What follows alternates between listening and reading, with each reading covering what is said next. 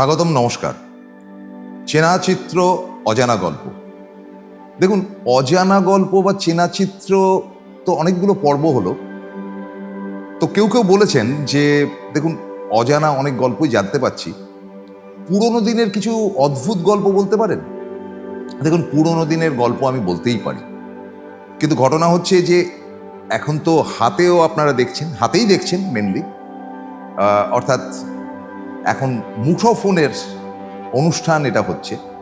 কাজেই তরুণ যে প্রজন্ম রয়েছে, যাদের 18-19 থেকে ধরুন আপনার 30 বছর বয়স, তাদের ক্ষেত্রে কিন্তু অনেক সময় এটা হতে পারে যে তারা মনে করতে পারে যে এটা কি হবে, এদের পুরনো দিন।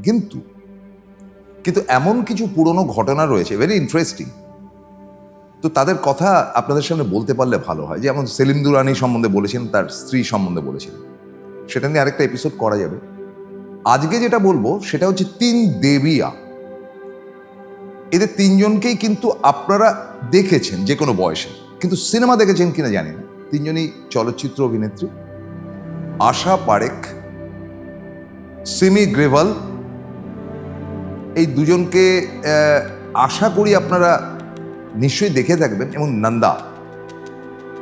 এর 3 জনই অলমোস্ট সমসাময়িক। মানে আশা পারেখ নিয়ারলি 80 বা 80 ক্রস করে গেছে, এরকম একটা হতে পারে। সিমি গ্রেভালের এই মুহূর্তে বয়স 78-79।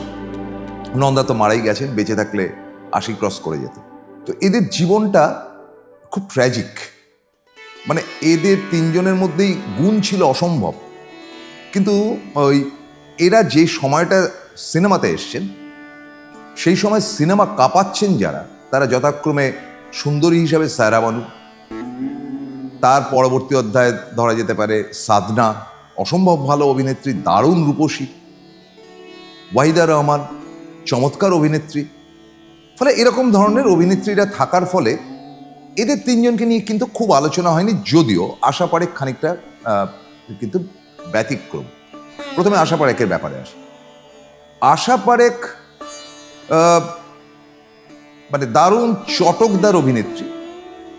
মেনলি কমার্শিয়াল ছবি করেছেন সারা জীবন, অর্থাৎ কিনা ওই গাছের পেছনে গান, নাচ ইত্যাদি। এবং আশা পারেখ অ্যাজ অন ডেট, এখন তার চুলগুলো সাদা হয়ে গেছে, তার সম্বন্ধে এটা বলা যেতে পারে যে তার জীবনে পুরুষ এসেছিল কিনা পরের বলছি, এসেছিল তো নিশ্চয়ই, অবিবাহিত ছিল, বিয়ে থা করেননি, ফলে সন্তানাদির কোনো ব্যাপার নেই। আশা পারেখ এমন সমস্ত কিছু ছবি করেছেন যেগুলো একেবারে কালজয়ী। যেমন ধরা যাক কারবা, ক্যারাভেন, যেমন ধরা যাক তিসরি মঞ্জিল। এরকম ধরনের অনেকগুলো ছবি করেছেন, বহু ছবি, এবং সেগুলো সুপার ডুপার হিটও করেছে। আশা পারেখকে একটা চটক ছিল তার মুখে, হাসিটা ভারী মিষ্টি ছিল, চোখগুলো যেন টানা টানা, কাজল দিয়ে আরো বড় করে রাখতেন, চুলের সামনেটা একটুখানি ফাঁক ফাঁক ছিল, এবং কোথাও একটা তার মুখমণ্ডলীর মধ্যে সমস্যা ছিল, যার জন্য তাকে প্রকৃত সুন্দরী বলা যায় না। অবশ্য সিনেমাতে অনেক সময় অ্যাট্রাকটিভ লেগেছে বটে, সেটা মেকআপের কারণে হোক, গান বাজনার কারণে হোক, কিন্তু অ্যাবসলিউটলি সুন্দরী বলতে যেটা বোঝায় সেটা আশা পারেখ ছিলেন না। সু অভিনেত্রী বলতে আশা পারেখ না, সেরকম ধরনের দুর্দান্ত কাটি পতঙ্গে আমি দেখেছিলাম, খুব ভালো অভিনয় করেছেন ঠিকই, কিন্তু সেরকম ধরনের একটা মারকাটারি অভিনয়ের স্কোপ আশা পারেখের জীবন আসেনি। যা এসছে সবই ওই ফর্মুলাতে ফেলা হিন্দি ছবি। আশা পারেখ কিন্তু খুব ভালো ডান্সার ছিলেন, গুজরাটি, এবং বহু ছবিতে তার নাচ কিংবদন্তি হয়ে রয়েছে। এত ভালো ডান্সার ছিলেন, এবং ডান্স করতে তিনি পৃথিবীর বিভিন্ন প্রান্তে গেছেন। ভালো তিনি নৃত্যপটীয়সী হিসাবে কিন্তু সিনেমাতে অনেক ছবিতে তার মোটামুটি সব ছবিতেই একটা নাচের দৃশ্য থাকবেই থাকবে। আশা পারেখের জীবনে একজন পুরুষ তো এসেছিলই, এবং তিনি বিবাহিত ছিলেন। শুনলে চমকে যাবেন, তিনি আমির খান, বর্তমানের কিংবদন্তি অভিনেতা, তার জ্যাঠামশাইয়ের সঙ্গে আশা পারেখের প্রেম ছিল, নাজির হুসেন খানের সঙ্গে, যার সমস্ত দুর্দান্ত সমস্ত ছবি, এই ক্যারভা বলতে পারেন, তিসরি মঞ্জিল বলতে পারেন, প্যার কা মৌসম বলতে পারেন, ইয়াদো কা বারাত বলতে পারেন, হাম কিসি সে কম নেই বলতে পারেন, এগুলো সব ডাইরেক্টর নাজির হোসেন ছিল। চলুন, আশা পারেখের জীবনটা এইভাবেই কেটে গেছে। দ্বিতীয় চরিত্র হচ্ছে কি সিমি গ্রেভাল, একেবারে মেম সাহেব, পাঞ্জাবি মেয়ে, টানা চুল, এত সুন্দর চুলের তার বহর ছিল, নাক লম্বা, চোখ যেন কথা বলছে, হাসিটা ভারী সুইট, কিন্তু সব মিলেও সুন্দরী না। এটা এক অদ্ভুত ব্যাপার। এবং সিমি গ্রেভাল অসম্ভব ভালো অভিনেত্রী ছিলেন। তিনি একাধারে সত্যজিৎ রায়ের ছবি যেমন করেছেন, তেমন তিনি মৃণাল সেনের ছবিও করেছেন। এটা একটা মস্ত বড় প্রাপ্তি কিন্তু সিমির জীবনে এসেছিল। এবং সিমি রাজ কাপুরের অত্যন্ত ফেভারিট অ্যাক্ট্রেস ছিলেন। রাজ কাপুরের ছবিতে তিনি কাজ করেছেন শুধু না, রাজ কাপুরের মেরা নাম জোকারে তিনি নায়িকা ছিলেন। সিমি কিন্তু জীবনে নায়িকার চরিত্র খুব কম করেছেন, অথচ তিনি ঋষি কাপুরের বিপরীতে অভিনয় করেছেন, মনোজ কুমারের বিপরীতে অনেকগুলো ছবিতে অভিনয় করেছেন। তারপরে ধরুন নমক হারামে অমিতাভ বচ্চনের বিপরীতে অভিনয় করেছেন, বিনোদ খান্নার বিপরীতে অভিনয় করেছেন। ফলে ওইটুকুই ভালো অভিনয়, দুর্দান্ত অভিনয় করেছেন।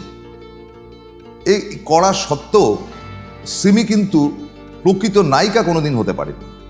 এবং তিনি একটা সময় একটা গেম শো করতেন, গেম শো বা টক শো করেছেন, এবং সেটা ইংরেজিতে দুর্দান্ত ইংরেজি বলতে পারতেন। তার জীবনে দুজন পুরুষের ছিল, তার বিয়েও বোধহয় হয়েছিল, সেটা ডিভোর্স হয়ে গিয়েছিল পরবর্তী অধ্যায়, খুব দ্রুতই ডিভোর্স হয়েছিল। তার জীবনে প্রথম পুরুষের নাম শুনলে চমকে যাবে, রতন টাটা।